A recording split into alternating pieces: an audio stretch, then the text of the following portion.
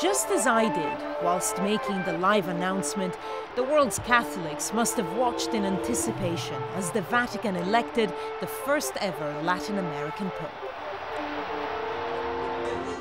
As a journalist, following the papal story has been central to my professional life. And as a Catholic, I know the new Pope inherits an organization which is now called upon to reconnect with its global membership. And that membership has shifted south, away from the Vatican. The word Catholic means universal, but in my view, Rome's one-size-fits-all formula is struggling. And in practice, the colors of Catholicism are as varied as the shades of paint in the Sistine Chapel. The pressing question on my mind is, could a developing world Pope finally bridge the gap between Rome and the margins?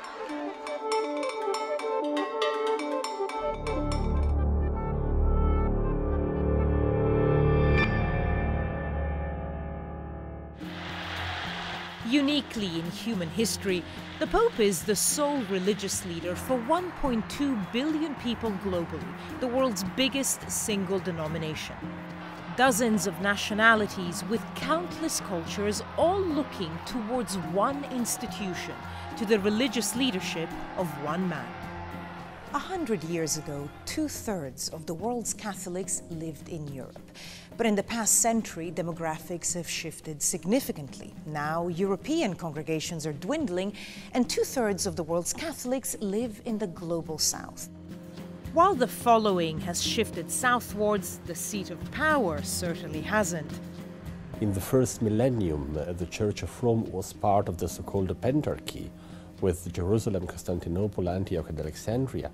And so it was a part of a balanced sharing of authority, if not power. In the second millennium, the self-consciousness of the Bishop of Rome has been to be the center of a real global entity. A lot of power is centered on the papacy. So the Pope appoints bishops. Then the Pope has representatives in all the dioceses, in all the countries in the world. Pope John Paul II did something very revolutionary. He asked, I need help on how I can perform my role as Pope in a changed situation. How we can hold a balance between the center and the margins. Dubbed the jet-setter Pope, John Paul II visited an impressive 129 countries. Some say his human touch may even have helped the boom in numbers during his papacy, doubling, for instance, in Africa. Wherever you look, relevance is a problem. How far the Pope reaches out, how far he sees himself as a global leader, matters. From the moment Pope Francis was elected, Catholics and commentators have sounded a new note of optimism. But something as superficial as his Argentinian nationality alone is no guarantee that the Church itself is about to change.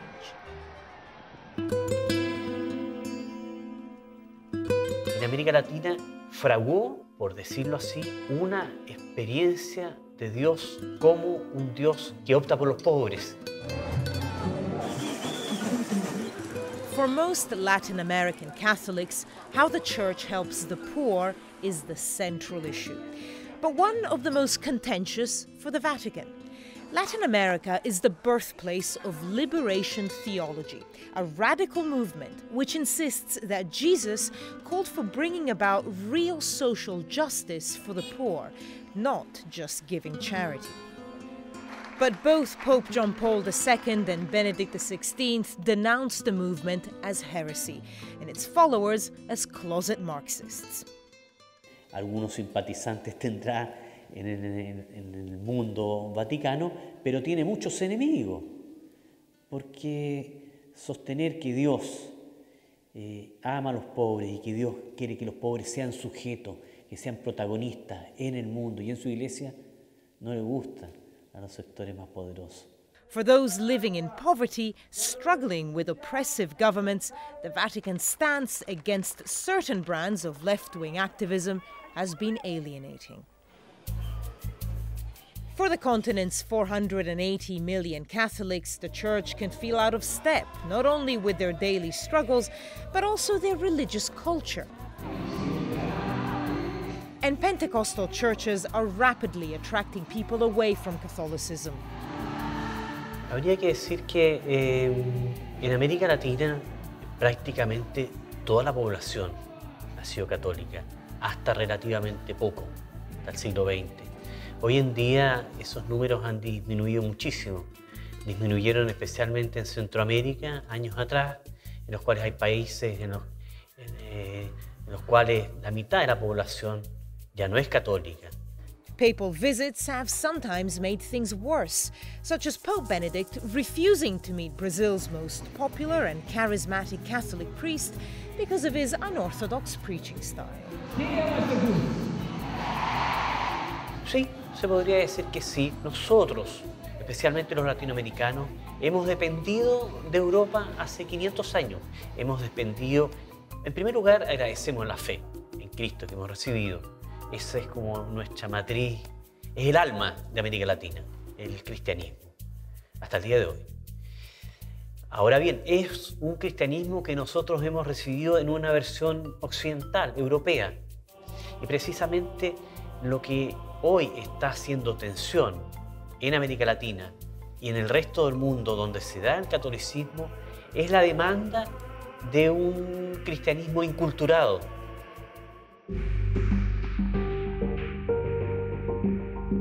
Africa is the new face of present-day Catholicism.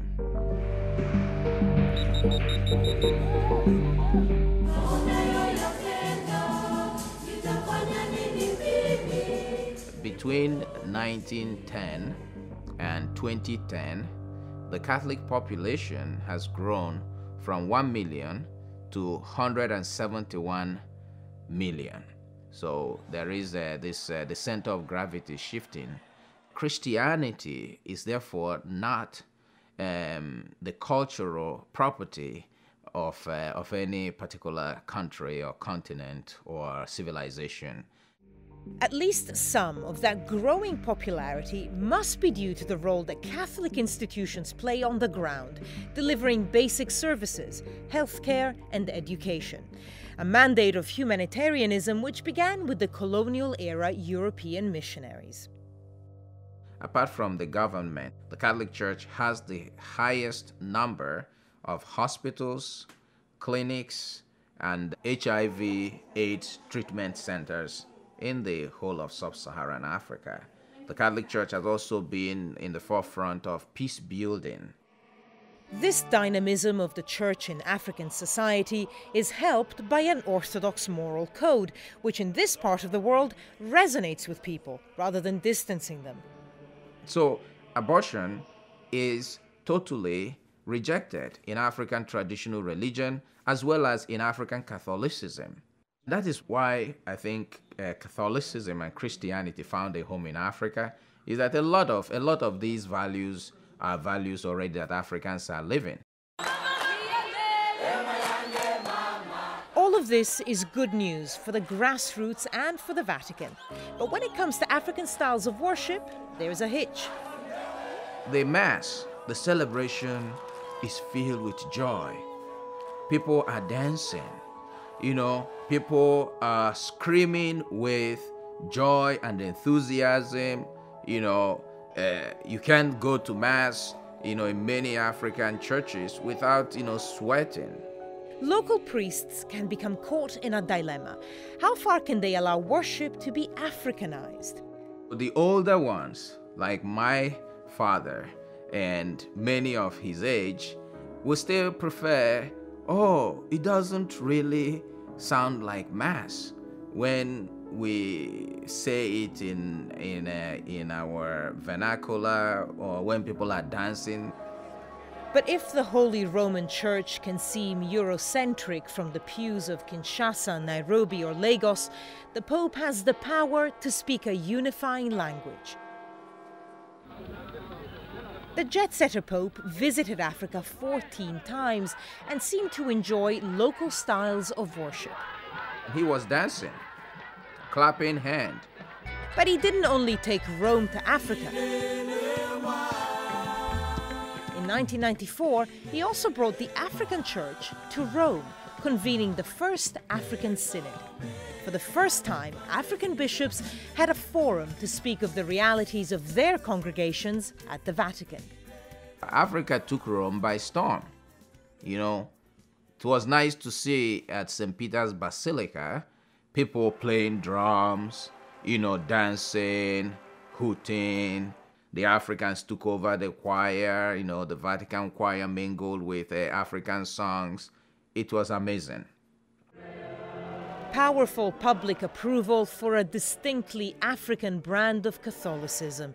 It is he who has perhaps done most to legitimize Africans as spiritual equals within the Church. He was the Pope that made so many Africans saints. It was a very great gesture that for many Africans, we are not just being considered as sinners. Now we have our own people who are saints. But the papacy's understanding of social problems facing Africans, not purely as abstract matters of theology, but as matters of survival, has been disappointing. The disconnect between the center and the margins here abundantly clear. When Pope Benedict visited in 2011, his arguments against the use of condoms as AIDS prevention alienated many on the front lines of the epidemic, including some Catholics. The reaction was mixed. There were many Africans who said, why should the Pope be undermining what we are trying to teach? I think it is wrong for non-Africans, Westerners, to come to Africa to tell Africans or impose on Africans what they think is their way of protecting HIV/AIDS. I think local African bishops, grassroots community leaders, women leaders, those who really know what is going on. This is like an apocalypse. Millions of people are dying. And so we must go beyond just what the Pope said to have a bigger and deeper conversation now about how to face this catastrophe. Albeit a tiny proportion compared to the growth of the African fellowship, both John Paul II and Benedict XVI did appoint a number of Africans to senior Vatican positions, a first step towards inclusivity at the very seat of power. It signified to many African Catholics that we are part and parcel of the Church. But in many ways, the status quo within the Church as an organization has remained intact. From an African perspective, the Vatican remains overwhelmingly European, top-down and hierarchical. There's always some suspicion of what Africa has to bring to the table. Rome sets the tone for how local churches could practice and, in terms of education, for instance. So Catholic universities and colleges, their curriculum is still defined by Rome. Perhaps more than in Latin America, pluralism and inclusivity seem problematic for new generations of Africans who expect not just to be guided by the Church, but integrated and influential within it.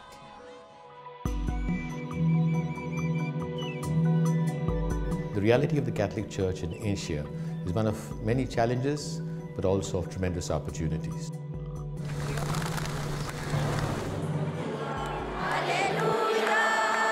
I think the Church did focus on Europe at the very beginning, and so I can see that there's a widening of perspective, consciousness that it's a world church, not just an European church, and therefore I think that while it began with being Eurocentric, it certainly has opened up very, very much.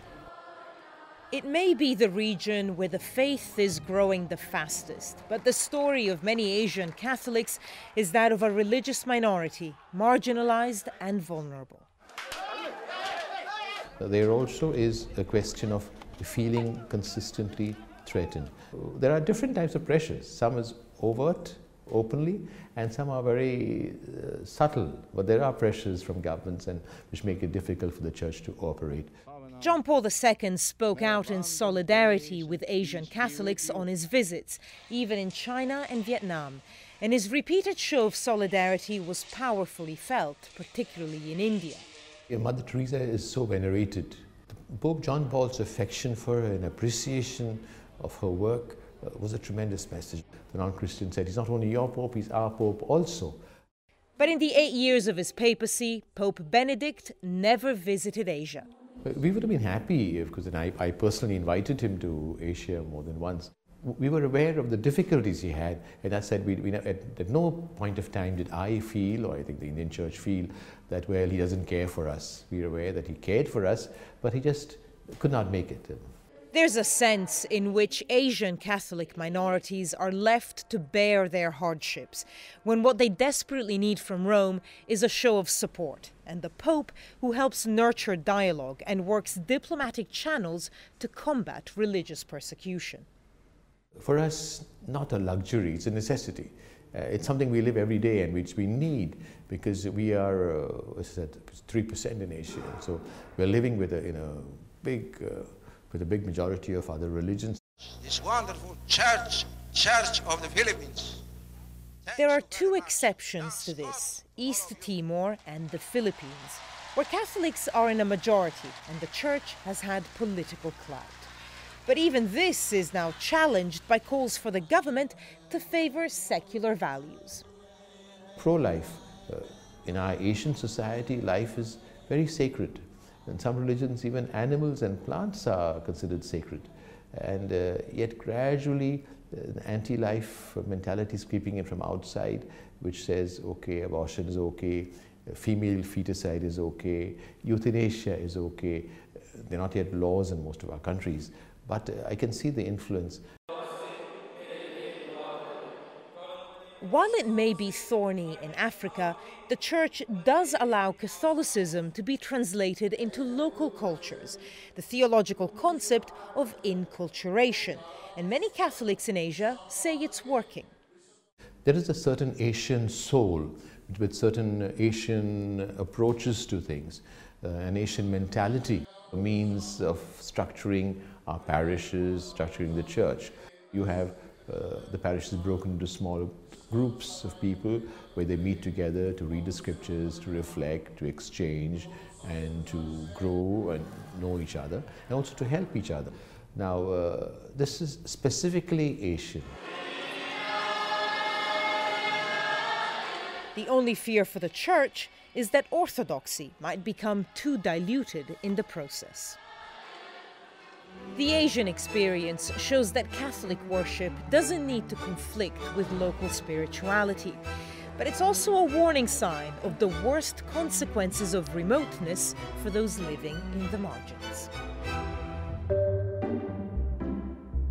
The presence of the Roman Catholic Church in Western Europe is reduced if compared to past centuries.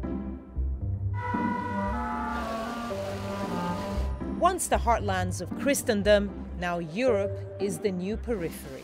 Social change has come rapidly, while Catholic orthodoxy has remained rigid, confronting people with one moral dilemma after another and solutions within the church teachings harder to find.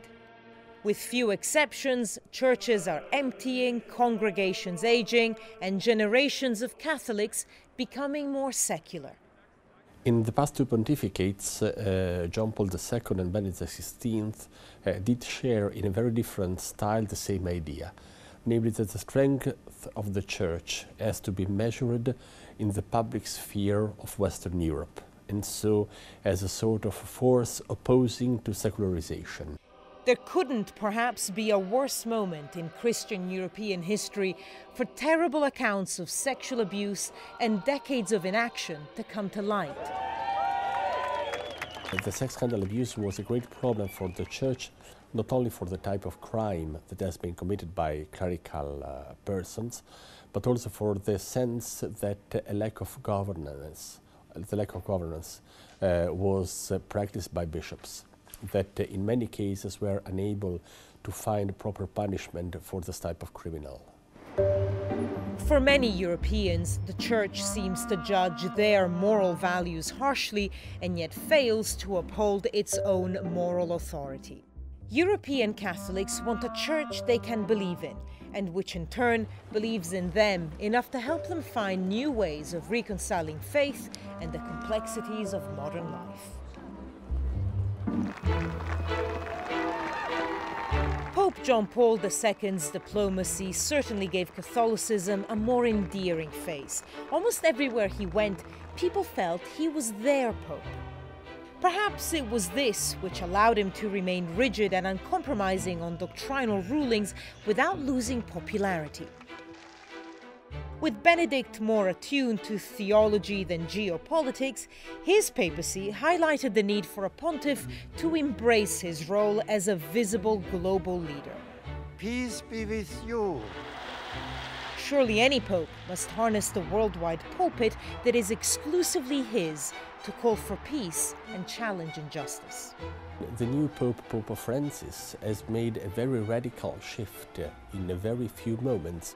And so even in front of European secularization is not the problem to win or to lose some legal battle in the field of rights or in general in the field of politics.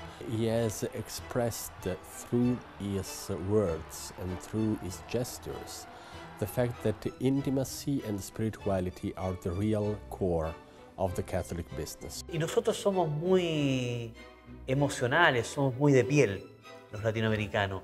Entonces bastan con que nos digan una palabra simpática, nos hagan alguna señal, que por ejemplo este Papa diga que a él le gustaría una iglesia pobre y para los pobres, y nosotros nos sentimos bien, nos sentimos representados, nos sentimos queridos, sentimos que la iglesia del Vaticano es cercana.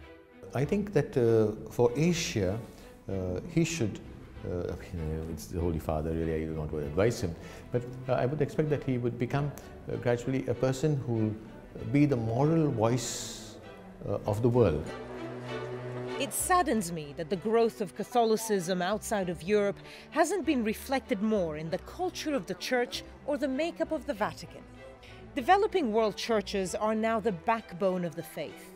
So surely a Western European center can no longer justify its monopoly of governance.